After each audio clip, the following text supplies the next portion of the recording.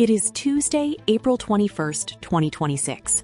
You are listening to the Global Financial News Summary ahead of the European market open. Global markets are navigating a high-stakes balancing act today as a surge in AI stocks clashes with intense global tensions. Over in Asia, the Nikkei Japanese market and tech indices jumped on continued strength in the chip sector. However, the broader mood is still tied to the high-stakes peace negotiations in Islamabad. U.S. Vice President Vance is meeting with Iranian officials today. This is a last-ditch effort to secure a deal before the current ceasefire expires. Even with tough talk regarding oil blockades and recent military damage reports, oil prices have dipped slightly.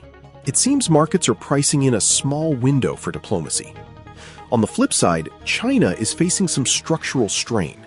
Youth unemployment there just hit a 4-month high of 16.9%.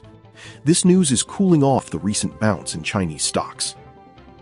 In the United Kingdom, the British pound is gaining strength after a surprise in the labor market. The unemployment rate unexpectedly fell to 4.9%.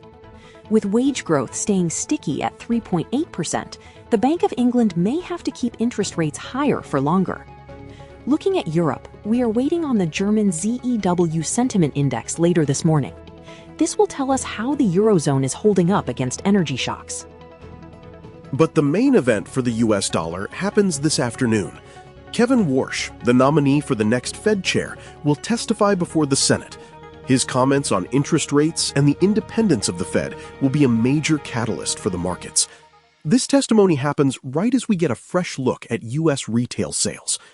To wrap up the calendar, watch for the German sentiment data this morning and the U.S. retail sales report around midday. The Senate hearing for Kevin Warsh will follow shortly after. Then tomorrow morning, we get the latest UK inflation numbers. Stay tuned.